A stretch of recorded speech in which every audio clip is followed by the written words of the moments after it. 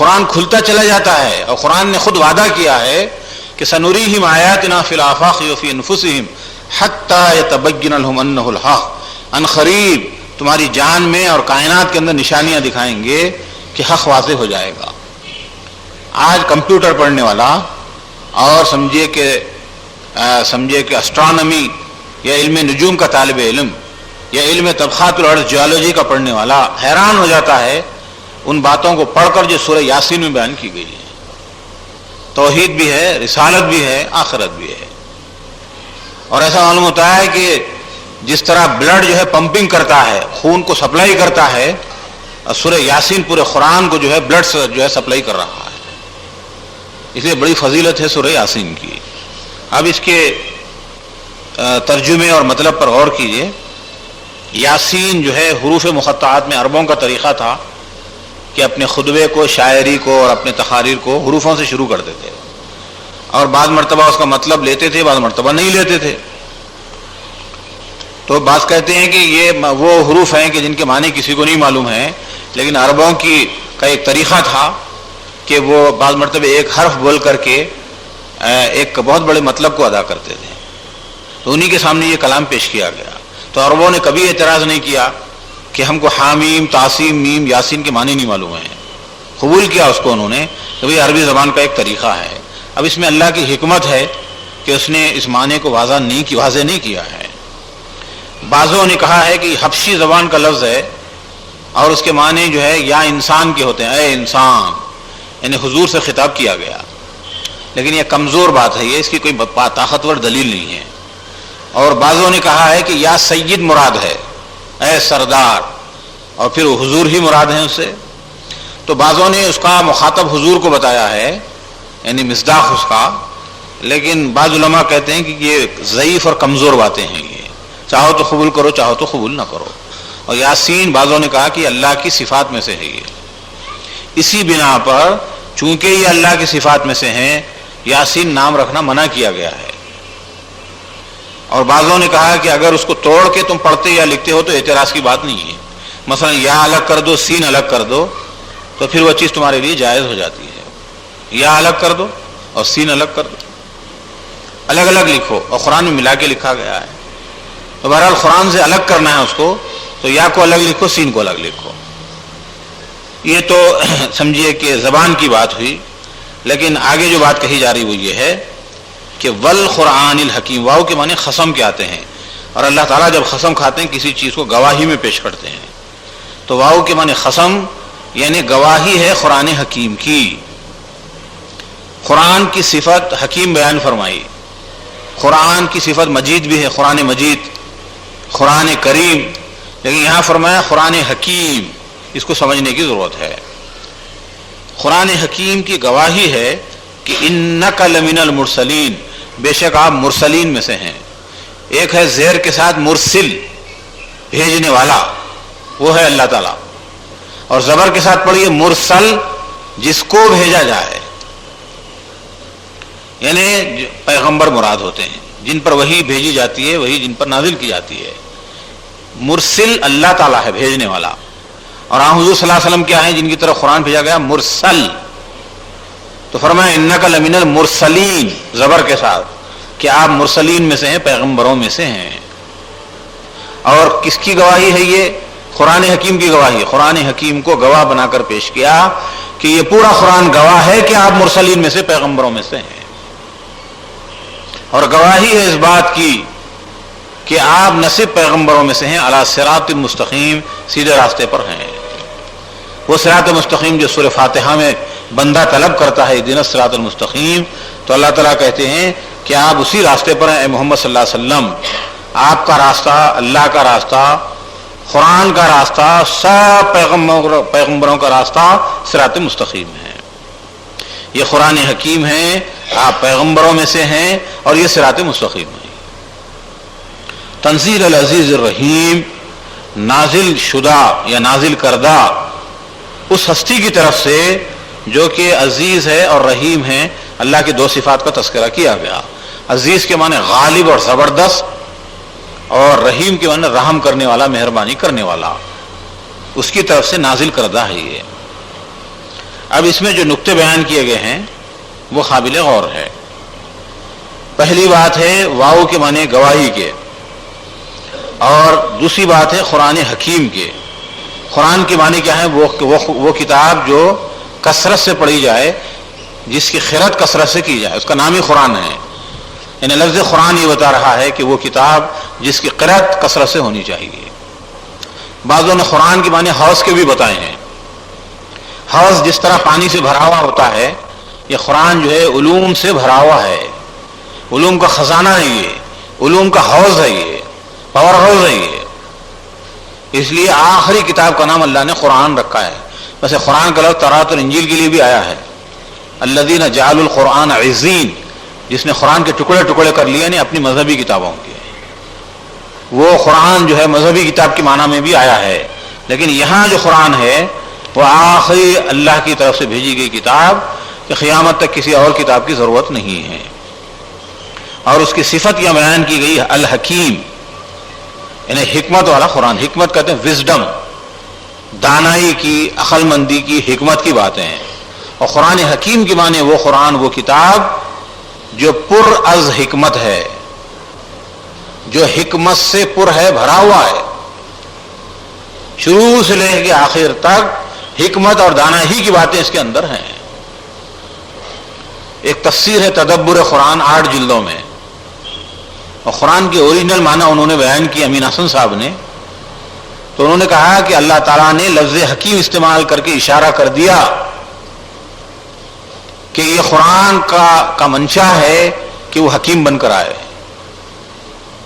قرآن ان لوگوں کو اپیل کرتا ہے جو دانائی کی باتیں سننا سمجھنا چاہتے ہیں، جن کے پاس عقل ہے، جو دانش مندی کی اور عقل مندی کی باتیں کرتے ہیں، جو پڑھ لکھ کر قابل بننا چاہتے ہیں، علم حاصل کرنا چاہتے ہیں، علم و عقل کی بات کرتے ہیں، ان کے لیے قرآن حکیم بن کر آیا ہے. لفظ حکیم یہ بتا رہا ہے کہ اس میں جو حکمت کی باتیں ہیں ان کو سمجھو، غور کرو، اور حکمت کے موتیاں اس کے اندر سے چنتے چلے جاؤ.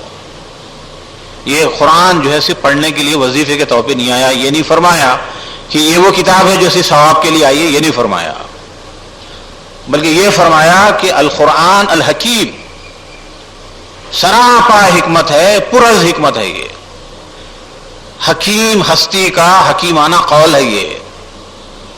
اور حضور صلی اللہ علیہ وسلم کو معلم حکمت قرار دیا گیا ہے. یعلمہم الکتاب والحکمہ، تعلیم دے محمد صلی اللہ علیہ وسلم قرآن مجید کی، اور حکمت و دانائی کی باتیں بتائیں. وزڈم جس کو بولتے ہیں، حکمت.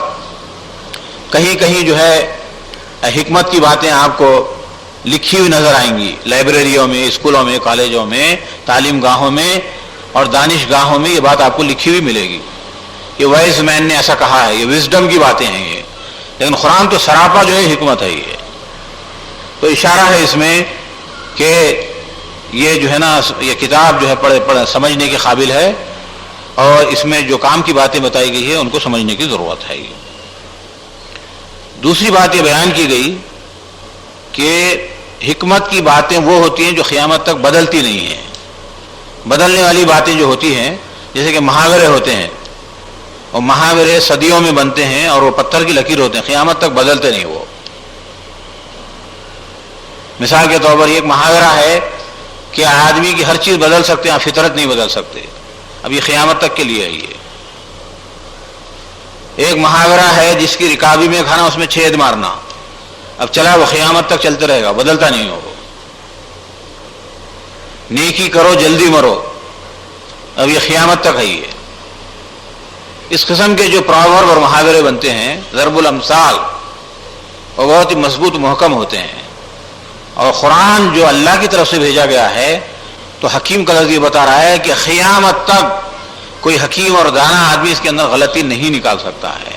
اور حکمت و دانا ہی اگر کوئی متلاشی ہے اس کا، تو قرآن ہی کے ذریعے اس کو حکمت مل سکتی ہے. حکمت کا تعلق عقل سے ہے، دانش مندی سے ہے. اور اشارہ ہے اس میں کہ آدمی اگر پی ایچ ڈی ہو جائے، سب کچھ ہو جائے، لیکن قرآن نہ پڑھے تو اس کو کچھ بھی نہیں ملا. روشنی صرف اور صرف قرآن ہی کے ذریعے اس کو مل سکتی ہے. یہی وجہ ہے کہ حضور صلی اللہ علیہ وسلم فرماتے ہیں، مجھے اولین و آخرین کے علوم عطا کیے گئے. باوجود ہے کہ آپ امی تھے، لیکن زبان مبارک سے حدیث کی شکل میں وہ باتیں نکلی ہیں کہ بڑے سے بڑا حکیم اور فلسفی وہ باتیں نہیں بیان کر سکتا ہے۔ تو حکمت کہاں ہے؟ قرآن و حدیث کے اندر ہے، اور اللہ رسول کے پاس اس کا خزانہ ہے۔ یؤتی الحکمت من یشاء، اللہ جس کو چاہے دانش مندی عقل مندی عطا کرتا ہے۔ ومن یؤت الحکمت فقد اوتی خیرا کثیرا، جس کو حکمت دے دی جائے، دانش مندی عقل مندی دے دی جائے تو اللہ نے بے شمار بھلائیاں اس کو دے دی۔ اوتی خیرا کثیرا، بے شمار بھلائیاں مل گئی۔ آج بھی ایک آدمی عقل مند ہوتا ہے، وہ لاکھوں آدمی اس کو وزیر اعظم صدر بناتے ہو، لاکھوں کروڑوں پہ بھاری ہوتا ہو۔ اسی طرح سے ایک آدمی فلسفی ہوتا ہے اور پولیٹیشین ہوتا ہے، میتھمیٹیشین ہوتا ہے، سائنٹسٹ ہوتا ہے، یہ کروڑوں انسانوں پر جو فوقیت دی جاتی ہے وہ اس کی عقل کی بنا پر ہے۔ قرآن حکیم ایسی کتاب ہے کہ سارا لٹریچر ایک طرف، قرآن اس کے اوپر۔ ایسی کتاب ہم نے تم کو دی ہے، اور اسی کے اندر روشنی ہے، اسی کے اندر حکمت اور دانش مندی کی باتیں ہیں۔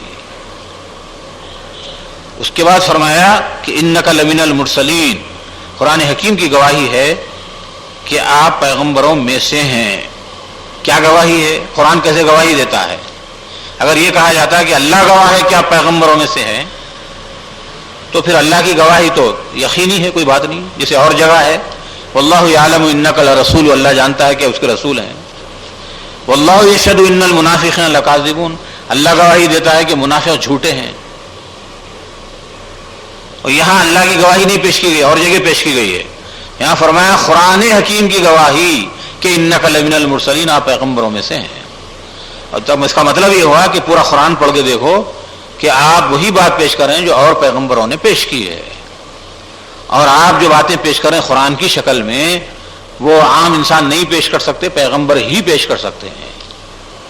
گویا پورے پیغمبروں کا ایک ہی راستہ تھا، آپ کا راستہ بھی وہی ہے، اور وہی بات آپ بیان کر رہے ہیں، وہی سبق آپ سنا رہے ہیں جو پہلے کے پیغمبر سنا چکے ہیں۔ علی صراط مستقیم، سیدھے راستے پر ہیں۔ اس میں ذکر ہے قرآن حکیم کا، اور اگر یاسین کے معنی اللہ کی صفت کے لیے جائیں تو آغاز ہوتا ہے اللہ کی ذات سے۔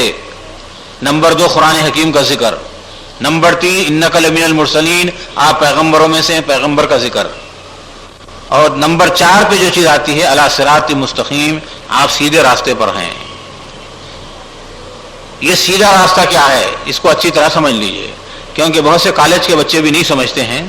ابھی ایک انٹرویو میں مسلمان لڑکی سے پوچھا گیا کہ بھئی یہ ایک سے زیادہ جو شادیوں کا تمہارے پاس رواج ہے، پالیگیمی، کثرت ازواج، کیا خیال ہے تمہارا اس کے بارے میں؟ اور پڑھی لکھی لڑکی تھی وہ، اور قرآن کا تو اس کو انہیں سمجھے کہ چھاؤں بھی نہیں بڑی تھی قرآن کی، اور دین اس کو سمجھایا نہیں تھا ماں باپ نے۔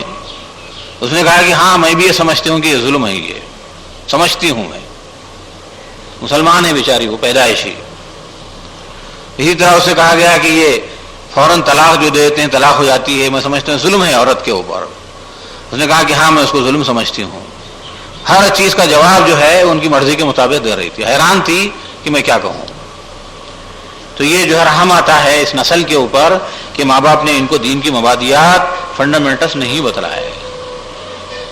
یاد رکھیے کہ بہت سے مسلمان آج بھی ایسے ہیں جو کہتے ہیں کہ صاحب رام کہو، رحیم کہو، مندر کہو، مسجد کہو، سب ایک ہی باتیں ہیں۔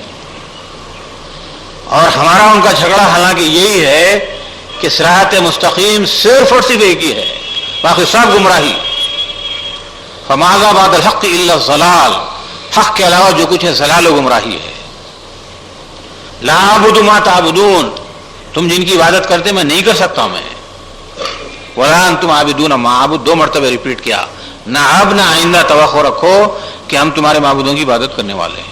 وہ بیچ میں کیا ہے؟ ولا انا عابد ما عبدتم، اس وقت بھی نہیں، پہلے بھی نہیں کرتا تھا، اب بھی نہیں کرتا، آئندہ بھی نہیں کروں گا۔ لکم دینکم ولی